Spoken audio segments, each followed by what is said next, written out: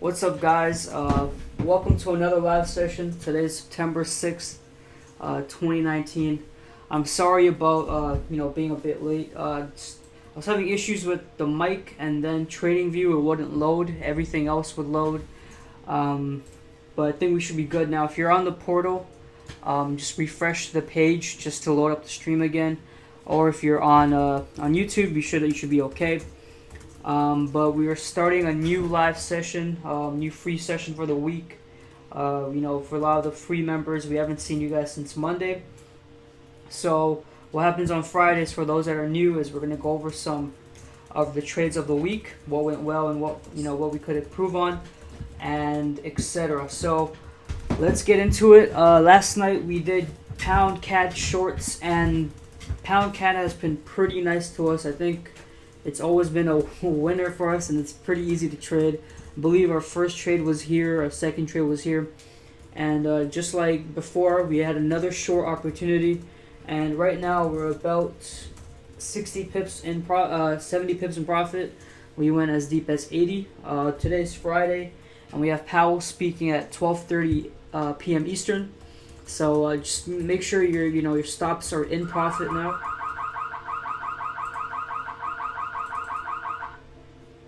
Oops, I don't know what that is about. Oops, hope you guys didn't hear that.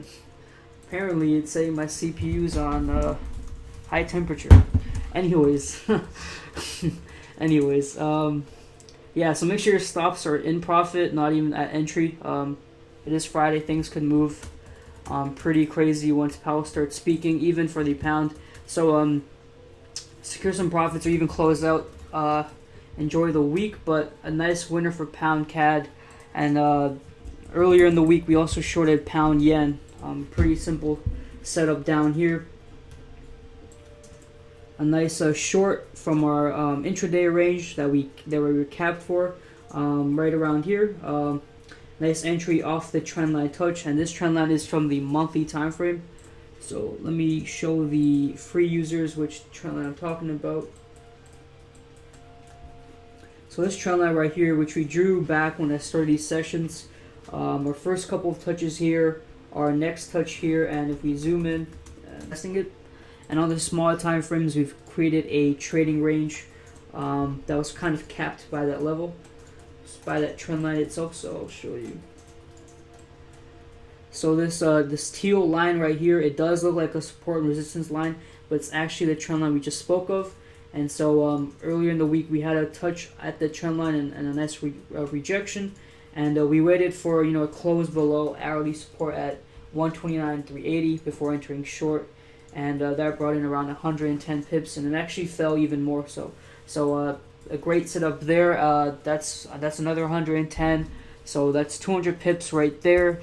And then we had Euro USD shorts at the start of the week. Since then, obviously Euro has rebounded quite some bit, but we got what we could out of the shorts. I believe the short was from here, and we got around 52 pips. Since then, we kind of pulled back right above 110.280. If we look to the left, it was our previous swing low, and we're kind of using it as support. And why I called the short yesterday was we kind of broke this channel on the hourly. So we had a nice ascending channel, and we had a break, and our sell stop was below 110.280. Right, so that was the entry. That was the criteria, and it got activated during London when I was asleep. That's why I used the sell stop. If it was during the day, I'd just be waiting for price action. But we got into the trade, and we stayed at entry for I think an hour or two before we had the NFP results come out, which we'll speak about now. So NFP was in the morning.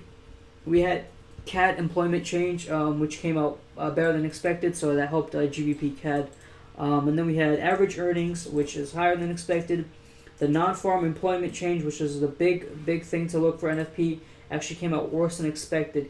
Even though ADP was higher on Thursday, the non-farm employment change came out lower. So while that happened, the unemployment range rate stayed at 3.7%.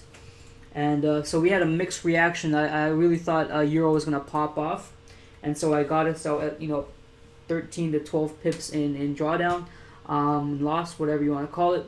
But it really didn't get that upside like NSD USD did. But we'll see. Maybe it's just waiting for power to talk at 12:30. So that's in about an hour's time. So if you are in euro longs, you might just want to be cautious. Maybe take some profits. If you're still in the shorts, I'd advise to get out. We made enough pips this week. Secure the bag. So that was one of our recent losses, which was today. Another quote-unquote loss, which was technically a winner, was USD CHF. We shorted it after this nice trendline break, coming off our resistance right here. Nice resistance region, and we entered short. And this was before I was going to sleep at like 2 a.m. I don't know if it was because of fatigue, but I ended up calling the shorts off somewhere around here.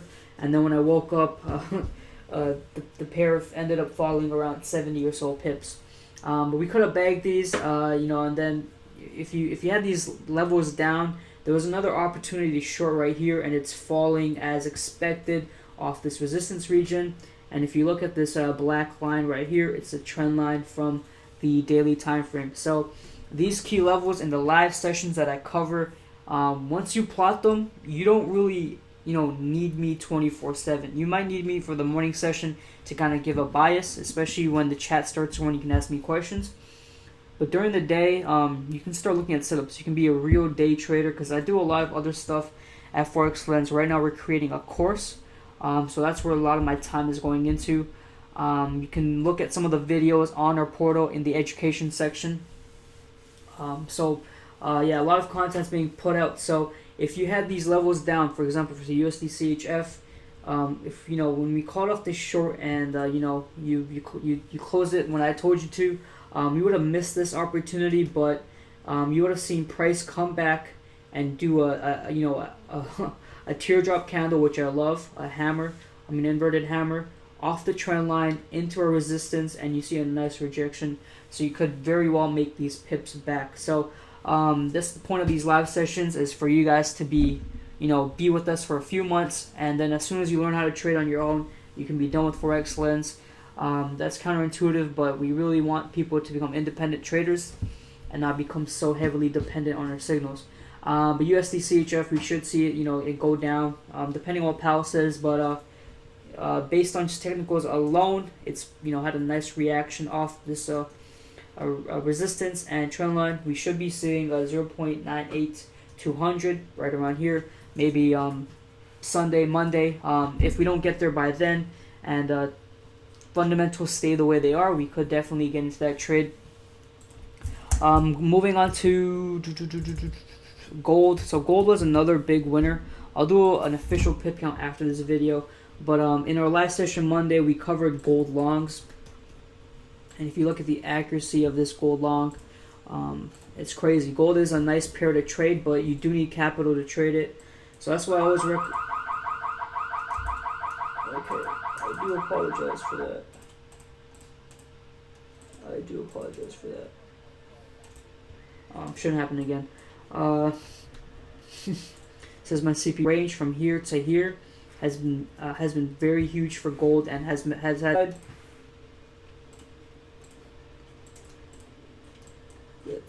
So we identified resistance here, right, with these wicks, and then here we had a short from this resistance. That's one setup. We had another short from here. That's two. We had another short from here. That's three. So that's three setups within a week of gold, and gold moves a lot. This is around 100, and working with these ranges, because gold tends to follow them fairly well. And yesterday I was looking at a personal short for gold, and it did go into some profit, and then obviously NFP rocketed. So it's quite surprising to see the dollar weaken against gold significantly in NSD, the New Zealand dollar, but not so much against the euro. But the euro is also on the brink of recession, so maybe that's why. Moving on to things for next week, I think I covered most. Euro Aussie. So Euro Aussie was a trade I analyzed live and called live in yesterday's session as a short. If you want to see that, you can watch it on the portal. but the short was called live, and it pretty much hit our take profit and then some. So that's great. But it was intraday setup. We got 40 pips within 8 or so hours. So that's great. Live calls are great, but they won't always happen because the ideal entry wasn't there.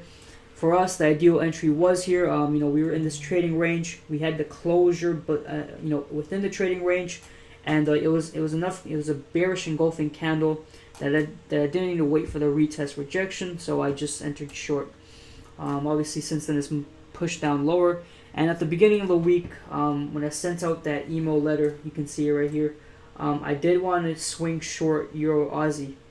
If you just take a look, it's at the perfect bottom of my final take profit for a swing short, but I do see further downside for Euro Aussie, especially since Aussie dollar's recovering. But if you look on the daily time frame, you can see Euro Aussie has some ground to go to. Most importantly, the level we're looking at is right here, right where my mouse is, 1.60142. Right around these lows right here, nice support area and highs. So another great setup done live. It's NFP week, so I think we had 6 trades, 5 were winners: pound yen, Euro USD, pound CAD, USD CHF was a loss, Euro USD was a loss, and then we had Euro Aussie. So a great week, 2 losses, 4 winners, I believe. I'll have an official pip count after this, but another great session that we had yesterday, and this live call was probably the peak of that session. So it'll be on the portal to watch maybe this weekend for the free users. Now moving on to outlooks for next week. Let's start with Euro. Okay, so the free users, this is what Monday's gonna be like. But Tuesday and Wednesday and Thursday we're gonna enter into the trades. Euro USD is in a nice, this is a beautiful descending channel on the daily. Okay, and if we look, we can see. I believe this was on the 3rd, so September 3rd.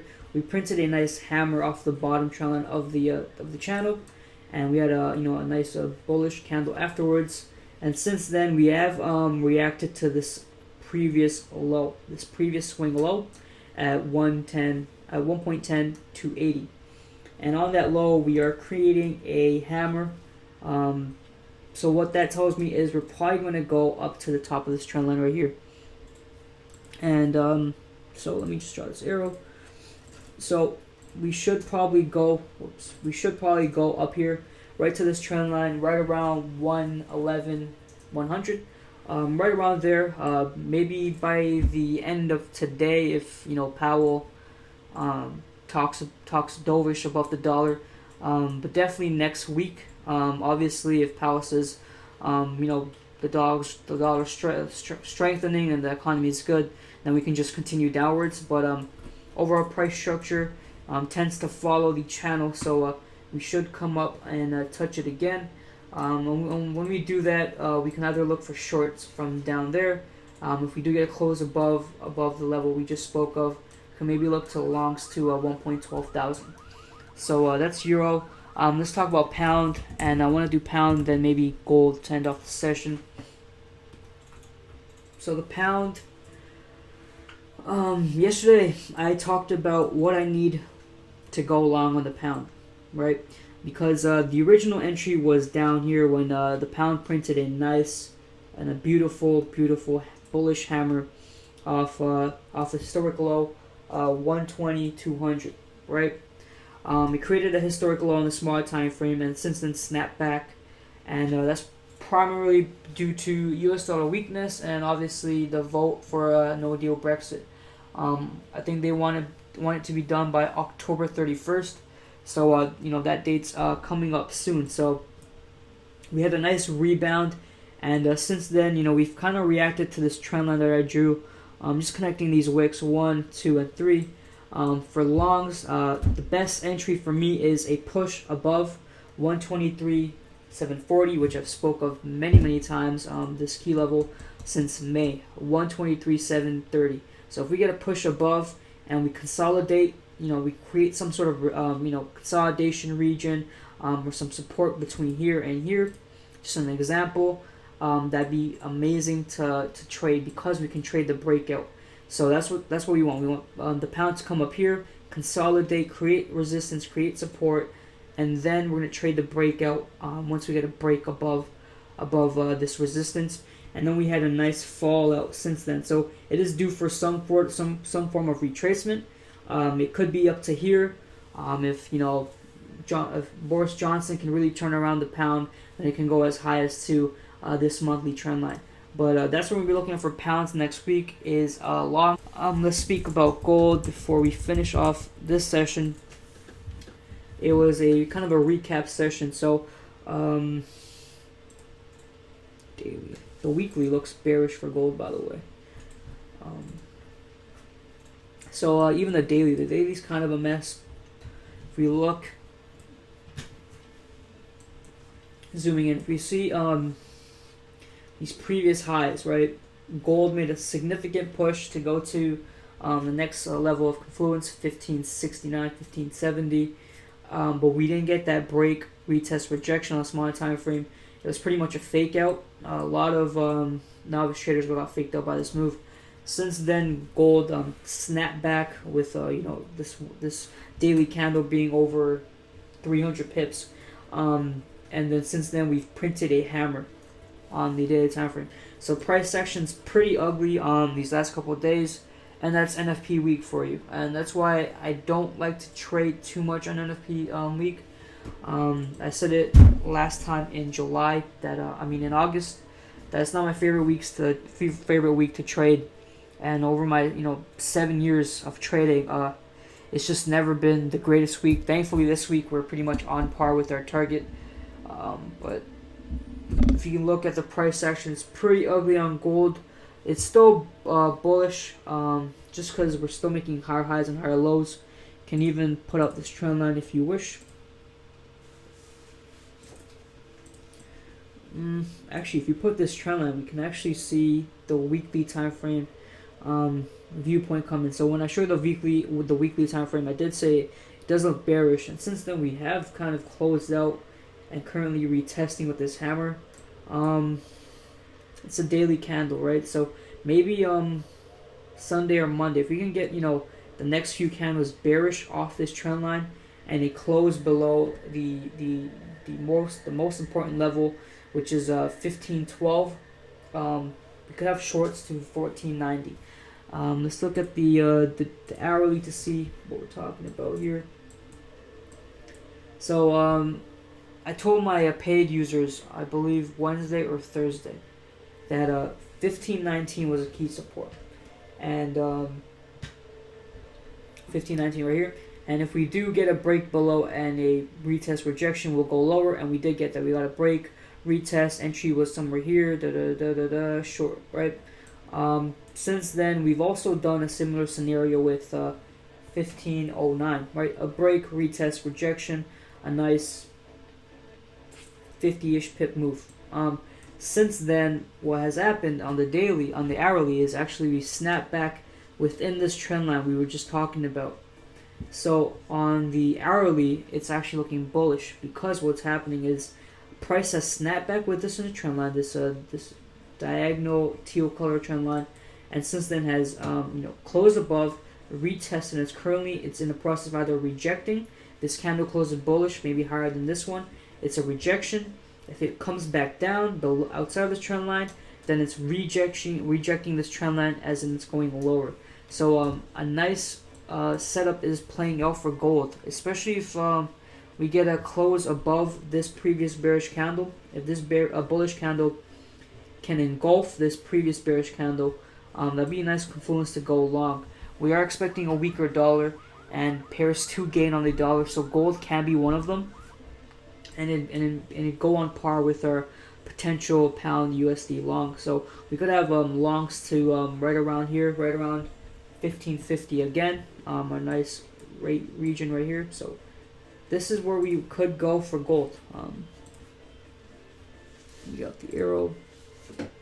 Given that we get this candle closes bullish, we can get a nice move up to there. So that's what we see. That's the top-down analysis. You go from the monthly, weekly, daily, and see what the hourly say. That's how you get the best bias, and you trade with the trend, and then the best entry. So this is Friday's session. It was a pretty quiet week, so it can't be too in depth. But I'll be giving a pip count that will be sent in my Telegram, so at t.me/rpforex, and also on the free signals and analysis Telegram for Forex Lens, so some of the free users can see it. And yeah, it's quite a week, but next week things are back to normal. Not too many fundamentals, so we can start trading more frequently, more often, and get some more nice and neat price action. So another live session, another 300 pip week. Nice productive week. It wasn't as bad as our NFP week in August, so that's all that matters. You're having any questions about the trading room service, make sure you email support@forexlens.com. Everyone else, including the free users, I will see you Monday for Monday session at 11 a.m. Eastern. Ready to go. And if you think these live sessions are helpful, or you think they may be, let us know. Email support@forexlens.com. Or if you're watching live right now, for those that are watching live right now, we are offering a discount.